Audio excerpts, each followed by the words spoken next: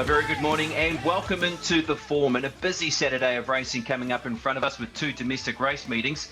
This is what you can expect on the Form.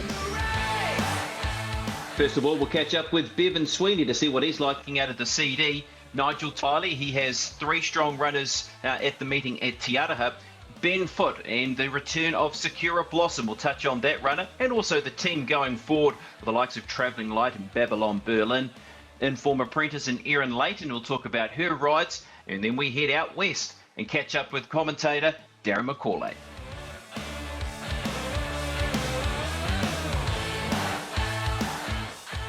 Joined now on the Form by Bevan Sweeney to look a good little meeting out of the River City. Bevan, good morning to you. Yeah, good morning, BP. It's been a couple of good days of racing in the Central Districts with the Otaki meeting Tuesday and into Wanganui Cup Day on Saturday. And the Cup has come up very, very even. Look across this field. Marietta Lane's the favourite at 4.5. She did put up a massive effort in behind the House of Cartier, of course, at her most recent start. But look, if she hadn't done that, she wouldn't be anywhere near as close as that in this particular market, because we've got interesting runners around Sir Nate. Hunter Pence has been a very effective horse in this race over the last 2 or 3 years. Bully Boy's flying down south. A Eurostar's a real up-and-comer. So it's a very even running of the race. Bonnie Ezra and Prince Leo, another couple of horses that really have caught the eye. But I'm going to go with You Are a Star. This is a horse who has a lot of ability. It was a leader-dominated race at Awapuni last time. Gets up over ground. Fraser's spoken about Auckland, Wellington Cups around this particular horse. If it's to be heading that way, BP, it should be going very close today. They put up 750. Price is disappearing quickly, but it is a big syndicate, and they have punted this horse on many an occasion. Outside of that, hard to ignore Marietta Lane on what she did last time. It was an awesome performance, pushing forward and wide and keeping on rolling to the line to run into second behind. Like a horse that will take on Captain Cook Stakes Group 1 company next Saturday in House of Cartier. So a lot of respect around that particular horse as well. And then Bonnie Ezra, look, I think this is a horse that ends up in a Wellington Cup as well. Hasn't been winning often enough to really pull me full of confidence, but they've all been good runs leading to something quite nice, and it was a good trial in preparation for this particular race. So I'll throw Bonnie Ezra in, and I can't leave my little mate out in Sue Nate. He'll be competitive again. He looks to be building nicely to another win the last couple of performances. But look, I might miss the winner in those four, BP. Motivation up over ground, Bully Boy, Sky Fighter. It's a really even cup this year. Yeah, keen to get your thoughts too, Bevan, on Prince Leo. What do you make of this horse's chances coming into this race out of the Fielding Gold Cup, which looks to be a good reference heading into this race? Well, I did have 11 written down, and I thought, well, no, we have to sort of shuffle these around, because look, he's an interesting horse in that G can be terrible, and then all of a sudden he'll come out and beat them by 5 or 6. But he's probably had his grade, clearly an open handicap grade, where look, he has to put his best foot forward to be winning. That said, his run was the match with Bonnie Ezra's in the same race. So, but you just have to sort of find where you think they slot in. I think Bonnie Ezra may be a little bit more forward than Prince Leo in the run. Track's going to be pretty firm there at Awapuni, I imagine, on Saturday. So you might just want to be a little bit closer on speed. But look, I agree. Prince Leo's flying. This is another horse that you might see in a Wellington Cup. In fact, you could see 4 or 5 out of this particular race lining up there, and it'll make it a little bit stronger quality Wellington Cup than we've seen in the last couple of seasons. Nice one. All right, that's race number 7. Let's go to race number 5 now, Bevan. This is the open sprint on the program. Interesting race here when you look at horses like Bari, who's come up as the favourite, and of course time's ticking with how this horse has performed in the last few starts. And how did you really line this one up, Bevan? Well, I think at the end of the day, weight might play here with Bari snipping in there with the 55 kilos against Time's Ticking. He's going to carry the 59.5. Not a home run, because I really do think Time's Ticking is absolutely flying this preparation. I thought he was fairly ridden, to be honest with you, at Trentham last time. They rushed forward with him, set him outside late. He's never done that before. So it was a bit of a head scratcher on the slow 9 track conditions, and he didn't quite finish it off. Beaten by a smart horse, to be fair, and cheaper than Divorce, and only beaten 4 lengths. But I didn't like the way he was ridden. I think they'll ride him a little bit colder today with the big weight BP. So he'll be a massive contender. But Bari's going well. Form behind Mai Tai is very strong out of the north. Open handicap grade where it carried 54. It's only going up a kilo. Prior to that, it was a very good winner in that 74 where it won by 6 lengths. So it's clearly going very well for Margaret Falconer.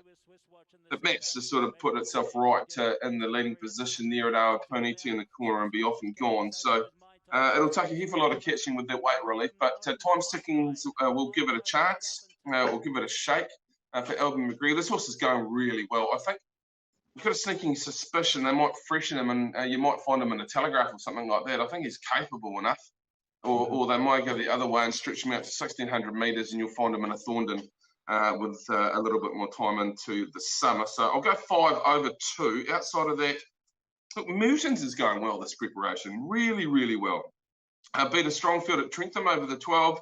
Only beaten 2.5 behind Stubb, who's come out and been back tight placed at Levin on Thursday. So at $7, no reason not to include there. And look, the Smoky in the field is set her up, and we just don't know what she's going to do. She could miss away by 5. She could flash across the top of them and win quite easily, but she's got 61. Hazel is aboard. I still think she's the quality in the race, but whether 13, 14, there's bigger fish to fry is the question mark, big weight. So I'm going to make them 5, 2, 4, and 1 in the second of our features. All right, Bevan, time now for best bet and a value chance over the program. Gee, I found it hard to find a value one, but I will go with race 3, number 6, Lachine for Tiaukau here. This is a horse who was very good on debut. It had one run on the slow 7 at Te Rapa, hated it, ran right down the track, never got into it, in fact, beaten 17 lengths. So you'd hope it's better than that performance, but it's trolled up in a trial where it beat home On the Bubble, Sophisticado, and Fugazi. Were all in that particular trial. They just urged it out of the gates, but it went to the line hard held. Look, they didn't run any spectacular time, 54.84 for the 900 metres, but they had a lap full of it. Lisa Allpress gets a ride in the right sort of race. I think Lachine at around about that 280, 290 is my best on the program. And as far as value, I went through this a few times. Now, race number 4, good race. We've got Little Wing, More Marie for Lisa Ladder, who was really good last start. Those are both last start winners. Mahawi returning. Indy Fox was a last start winner. But I'm going to go with a horse called Trifolium, a mare by Corrupt, the 8 in the book. Asher Madu will take a couple of kilos off. That ran a really good race and behind a horse I've got a lot of time for, Lincoln Cruise at Oteki. I think the better track conditions really bring this horse into it. It can fly over the 1340. The draw, yeah, it may be a little bit of a niggle, but they put up around about the $10 mark on Trifolium. And I think she might be a little bit of each way in that particular race. She has got great credentials when you look back through her form. So here's the value, race 4, number 8.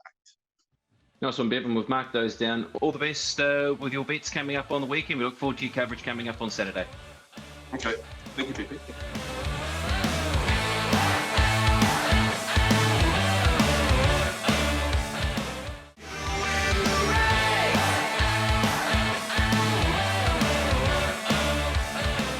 We're joined now by Nigel Tiley to talk about his 3 runners for the Te Araha race meeting. And Nigel, race number 6, the Eagle Technology Stakes. Great return by demonetisation the other week. You must have been happy with what you saw there. And how's he progressed since? Yeah, I was very pleased with him because he didn't spell well through the winter. And I ran him at Te Rapa and his coat was terrible, but it definitely improved him. So, it was nice to see him do what he did. Showed a bit of class. And he's definitely improved with the run. Sits nicely, doesn't he, at the weights with this being a set weights and penalties race. He drops 3 kilos on that run where he sits at 57 kilograms. Yeah, it was a perfect race for him, really. I mean, he's probably at a stage now where he's going to find it a little bit difficult in handicaps. I think he's good enough to carry weight and win, but it does catch up with him eventually. So, it slots in really nicely, as a set weight and penalty and where he's at in his prep. Really like how he idled into the race, Nigel. He got a lovely run in the race, setting 1 by 1, and he really put them away. How do you see the race panning out on the weekend with you drawing barrier number 1? Yeah, look, I mean, as usual, I'll just leave that up to Leith.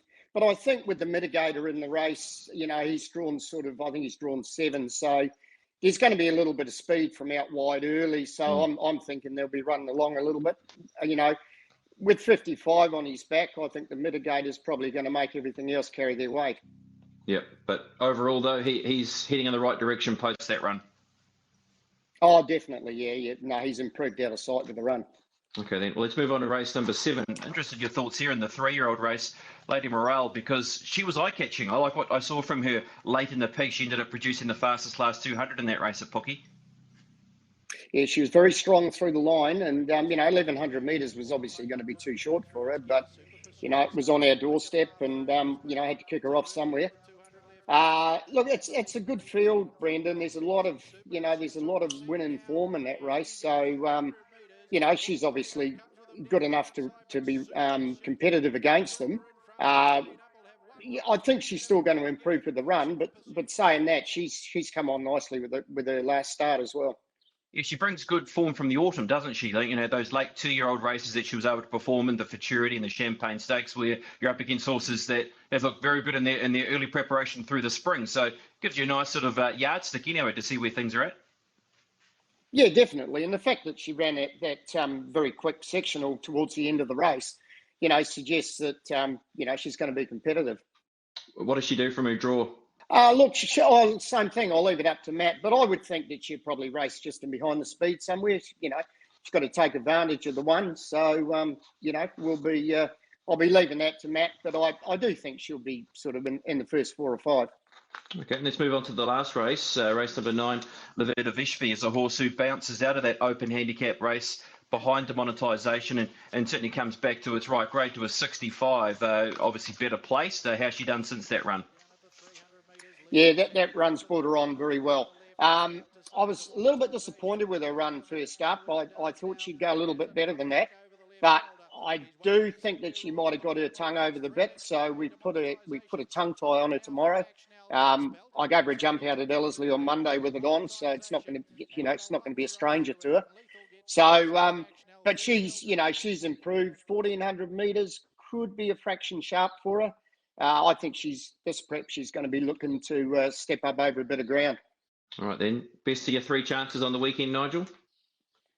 Oh, I think it's got to be demonetisation. He's a quality horse, and he's definitely gone the right way since his last run. All right, Nigel. Look forward to seeing your runners lining up on the weekend. All the best. That's great. Thanks, Brendan.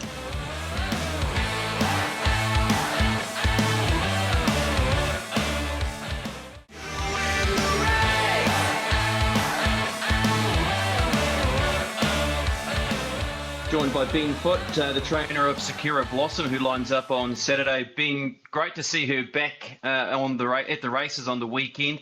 How's she done since Hawke's Bay? It's been a little time since we've seen her to the races. Yeah, no, it has, Brendan. She just she had a couple of foot abscesses, so yeah, it took a little bit of time to get over them, but we think we've got her pretty right now. Okay, then you've been to the trials most recently. Everything panned out that you wanted, and everything you got out of that trial that was pleasing enough to you and the jockey?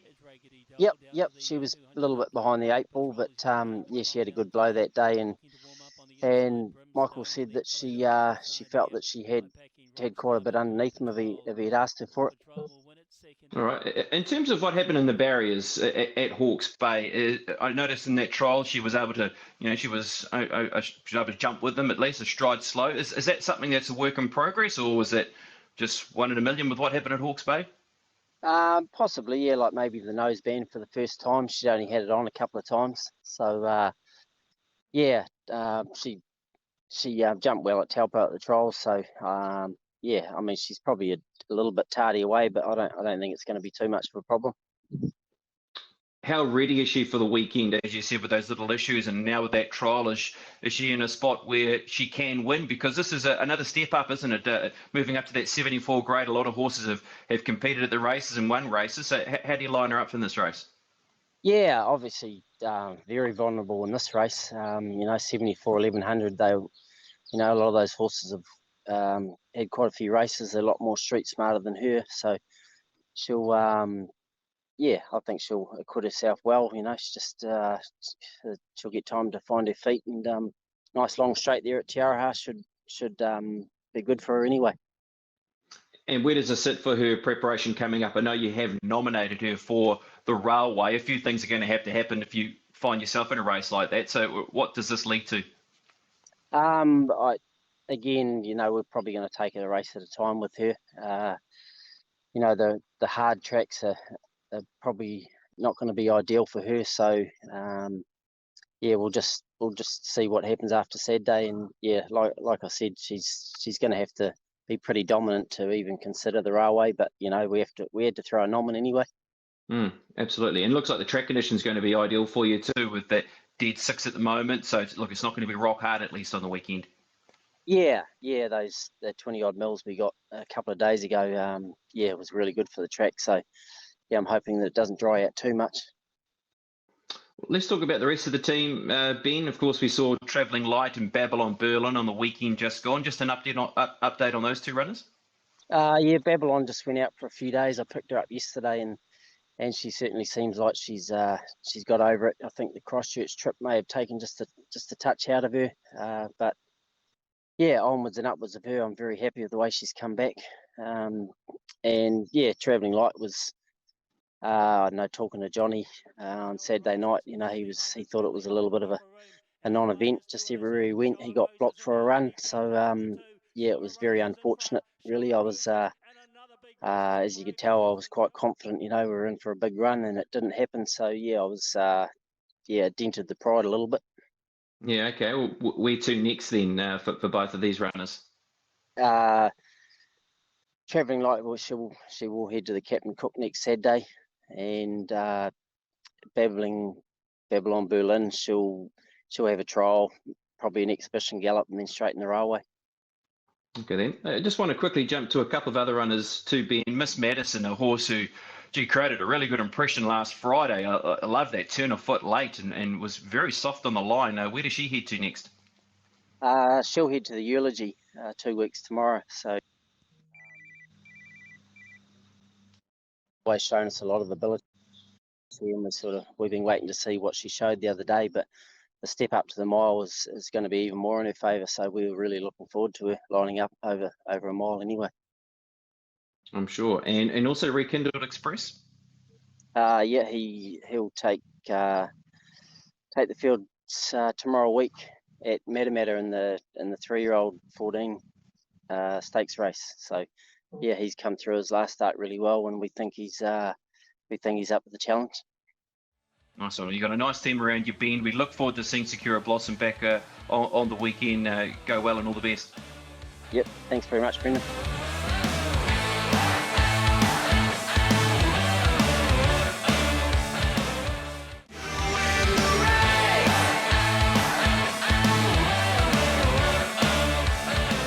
Joined by jockey Aaron Layton now, and Aaron will go through your book of rides for the race meeting at Te Araha. And Savvy Star, the first of them, a horse who does bring experience into the race. 2 race day starts so far for this 2-year-old.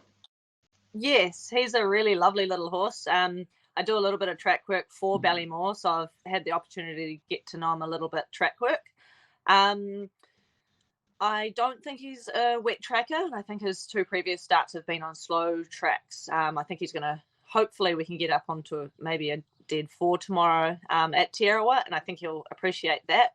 And his work on Tuesday morning on the course proper, I thought was excellent. So I'm looking forward to him stepping out tomorrow. I think he's really maturing into a nice horse, and a little bit further in distance. 1200 would have been ideal, and I think in time a little bit further will be great for him too. But yeah, I'm quietly confident with that one tomorrow.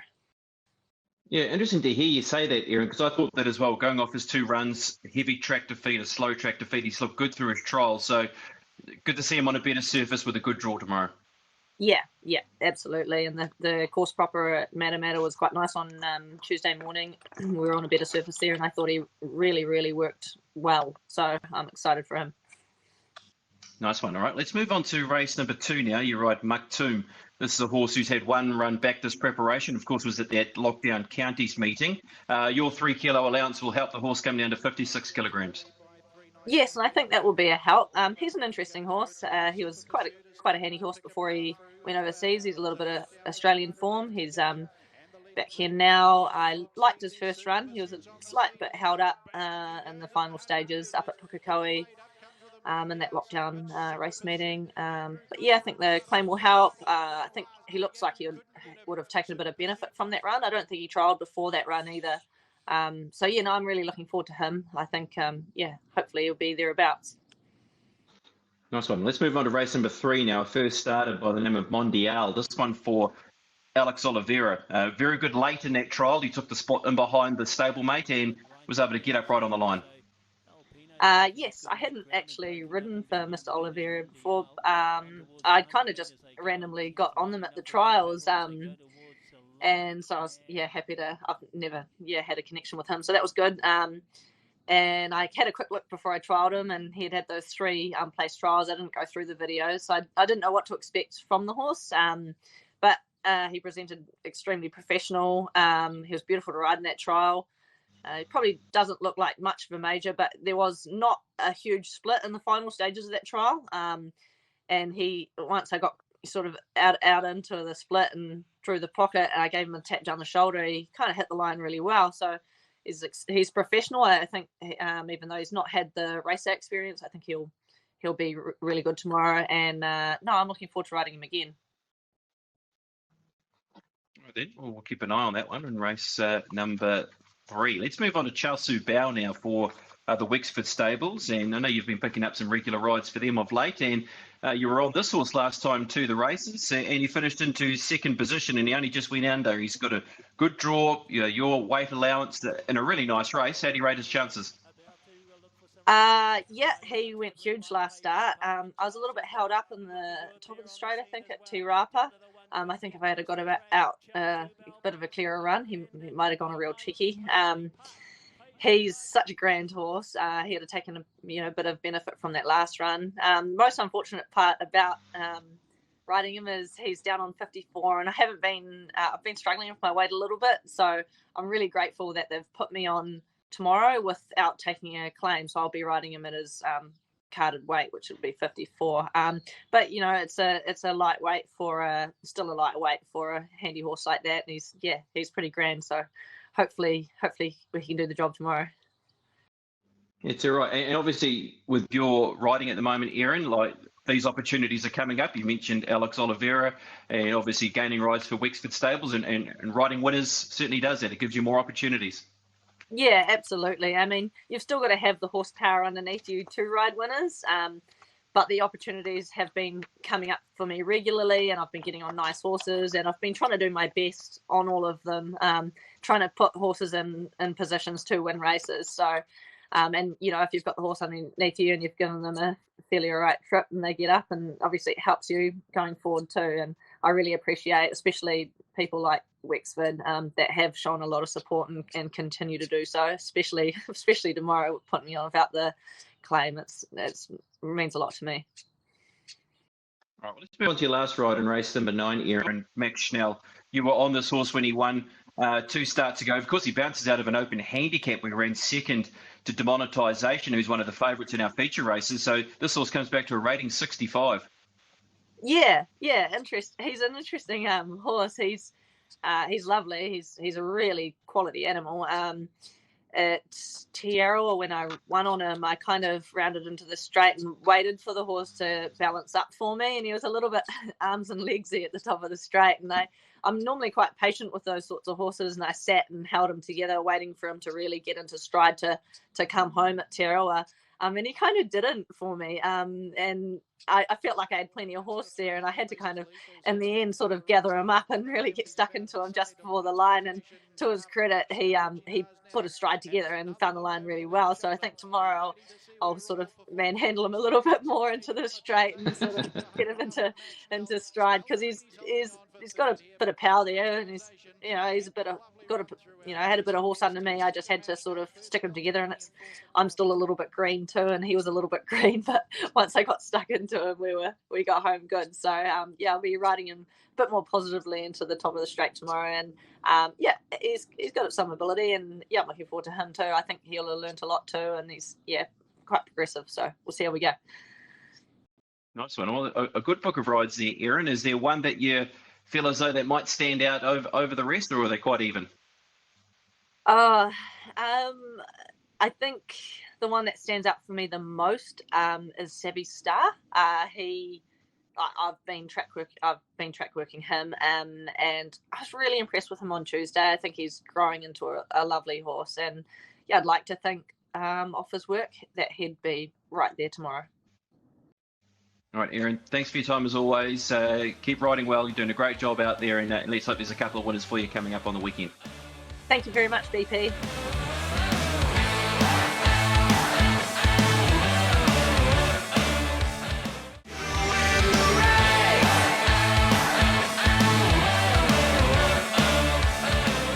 Great now to be catching up with the caller from the west, and that of course over a big couple of weeks out of Western Australia, Perth racing, commentator Darren McCauley. Darren, a very good morning. Thanks for your time. Good on you, Brendan. Thank you. Lovely to join you again as well on day 2 of the Masters Series here in Perth, and we've got a warm one coming up over the weekend. 35 degrees expected for Winterbottom Stakes Day and an easterly wind. And for those that follow racing at Ascot, they'll certainly know that there's a couple of determining factors. When the easterly's in, you've got to look at the leaders, all those horses that settle on pace. But of course, when the old Freo Doctor swings into action there and they run into the headwind, well, then of course you're looking for the back mark of the swoopers. But there won't be a breath of wind around tomorrow, not with 35 degrees and that easterly, which is going to be certainly enhancing chances of those that are up on speed. So that's where our form is going to centre around tomorrow, Brent.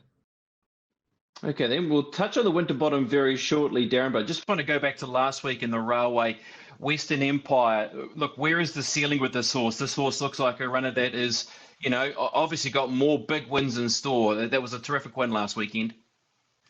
Oh, wasn't it just exceptional? I mean, the numbers that he's produced out of that race are going to rate right up there amongst the best performances probably seen anywhere in the land over, this particular 2021 year at this point.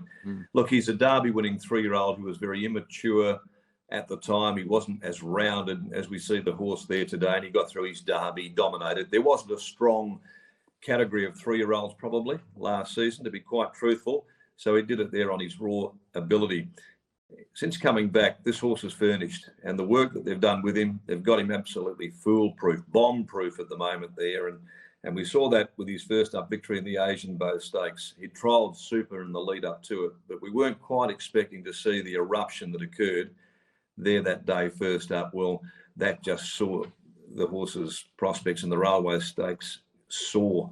And I had the opportunity to see him work on a Tuesday morning with a very sharp stablemate who's probably best known as being a Group 1 track worker. And he absolutely put it away, and there was still lots of improvement left. So what the ceiling is, Brendan, I really don't know. But one thing's for sure, you'll finish up seeing him in Melbourne, potentially through the autumn. You could see him in Sydney, and you're going to see him line up in a lot of the top weight for age races as well, because he is the real deal. Those numbers don't lie. No, they certainly don't. All right, we can't wait to see more of that horse. Well, let's touch on the Winterbottom Stakes now. And an intriguing race here, because I've really been taken by the horse that won the race last year, of course, Darren, in Elite Street, because he has just savaged the line in his 3 wins. He has been super in his return. Brad Rawiller gets along with the horse so well. But I suppose with what you're talking about there with the conditions and with the wind, does that bring a horse like Will Chino certainly into the race, the stablemate who's going to be on pace?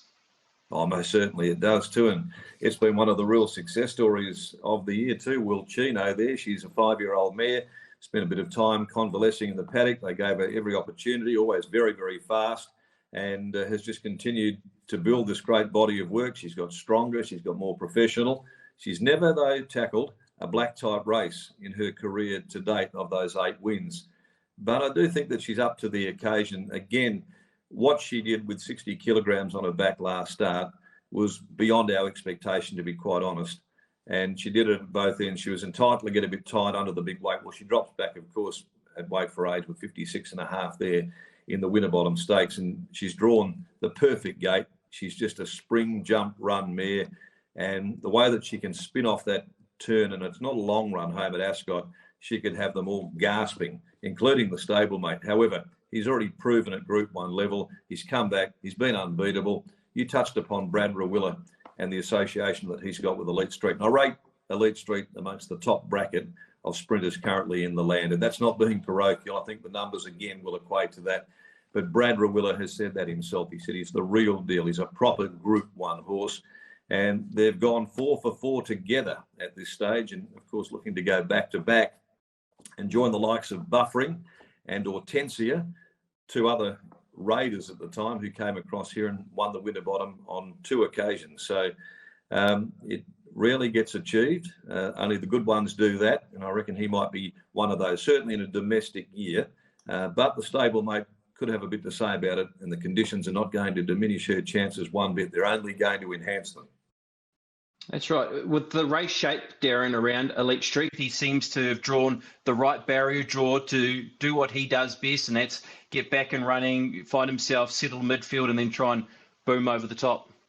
Yeah, well, Danny Morton's stable's absolutely flying, and they've had just this incredible strike rate. And, you know, the racing gods have smiled upon him even at the barrier draw on Tuesday. He couldn't believe his luck. Will Chino needed gate number 1.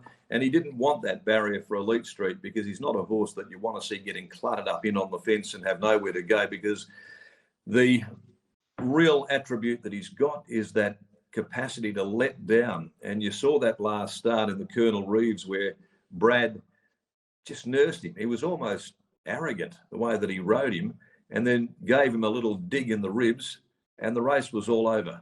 And that's how quickly he can turn a race on its head. And of course, he's going to meet most of his rivals, in fact all of them, on far better weight terms under the weight for age scale. So how they turn that margin around, I'm not really sure. I would think that if Will Chino doesn't beat him, then only bad luck probably will. Okay, well, what are the other dangers in the race, Darren? As you said there, you spoke about Will Chino. What other horses do we need to be wary of? Well, look, from a fairy tale point of view, and this is leading with the heart, not the head, but it would be remiss of us if we didn't mention Rock Magic, lining up for his 6th attempt to win the Winterbottom Stakes. Now, he's been placed on 3 occasions. He's now a 12-year-old, Brendan. He's nearly as old as I am in horse years, and he's going better than me, I can tell you that. But look, you know, his run again the other day in the Prince of Wales was absolutely terrific. He just doesn't know how to run bad races, the old boy, and this is his final start in a race. 12 years of age. Once they hit 13, that's it. So they've called it, the Gangemi brothers, and said enough is enough. He's still racing competitively. He's come up with a nice gate. He'll leave out of barrier 6. His regular jockey, Jared Noski, gets back on board. Jared, of course, famously associated with Black Caviar in her first couple of wins in Victoria. But he rates Rock Magic the best that he's ever ridden. And they've got such a wonderful bond. He's taken the connections on the best ride imaginable. He's won, $1.6 million. He was bought out of Sydney, came across, and he's been a revelation for them. You know what? If he happened to win, well, I reckon they'll run out of Kleenex. Seriously, it'll be that big. I don't think he can, but I'd love to see him run into the minor placings. He's done it before. He's a weight for age specialist, and I think someone forgot to tap him on the bum and say, hey, mate, you're 12 years of age, because he wouldn't know it. He's an absolute marvel. I think the other horses to probably consider here are Icy Red, who was pretty unlucky last start in the Colonel Reeves, and that was first up off a little break since he won the Nicopolis. And he's got a lovely gate there, so he maps to get that lovely run throughout. You get horses like Stage Man, who's been absolutely dead stiff in the last couple of editions of the Winterbottom, but the draw hasn't helped him. He's out there in 14 when the scratchings come out, and you know he needs to go through the field. He hasn't got the ability to go around them. He needs to go through them, and you know if he doesn't get the rub of the green, then he's in a bit of trouble. But you know what his ability is, and he's racing really well. So he's another. And Pike's going to have to probably take his pogo stick with him, because he'll need it with Graceful Girl. She's drawn 16. A bit like Celebrity Queen last year, flashing late, got through the field, just missed out picking up Elite Street. So, look, she's a good mare, but again, Pike can't go around them wide and win. He's got to go somewhere through the field. He'll have probably 15 in front of him, and it'll take his mercurial best if he's to get Graceful Girl home, albeit she's got plenty of ability. Cup Knight's another, Red Can Man might be another. They're horses that you would be looking at including in your exotics, I think, if you were playing it that way. But I think regardless, whatever happens here, Brendan, I think Danny Morton holds the key to the Winterbottom Stakes with his 2 runners. Elite Street, Will Chino, he's got the favourite and he's got the second favourite, and they've both got the best draws you could have wished for. All right, well, great preview of the race, Darren. First of all, before we let you go and get your best bet, how many is the Wizard going to ride there tomorrow in William Pike? Good question. He was on song, wasn't he, last Saturday with a lazy 5 on day one of the Masters. He'd been criticising himself a lot, and he's his own worst critic about some of his rides leading up to the opening of the Carnival. He's still riding his winners, but not the way that he would have liked to deliver. Anyway, he sort of managed his media affairs pretty well on the day. In the last few weeks, he's been a bit quieter, as he's normally a very cooperative jockey to work with. He always makes himself available. He's fantastic. But he really went back and focused on what he had to do, and he delivered in spades. How many he rides to with the Winterbottom meeting, I'm not really sure. I think one of them will be Midnight Blue, though, who won the Ascot Gold Cup in a canter, and it's progressing on its way to another Perth Cup. Of course, we saw it placed there on New Year's Day earlier this year, and seemingly has come back a better horse around this time. I think that providing there's a good level of pace on, and they did march in that race, there won't be the same extreme tempo, I wouldn't have thought, in the Japan Racing Association Trophy. That's the race we're looking at, race 7, number 4. But if he continues to progress, and again, you've got to acknowledge the efforts of Grant and Alana Williams as a team.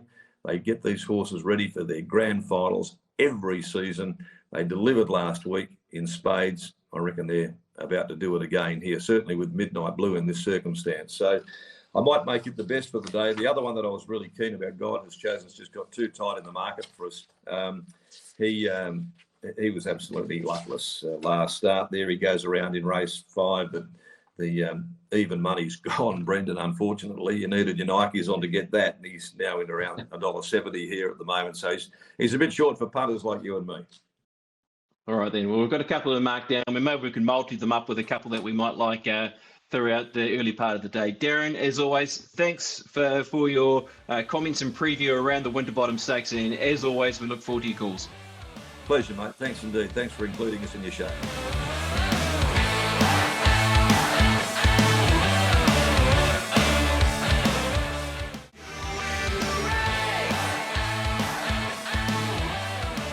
Welcome back to The Form. It's time now to recap the best bets.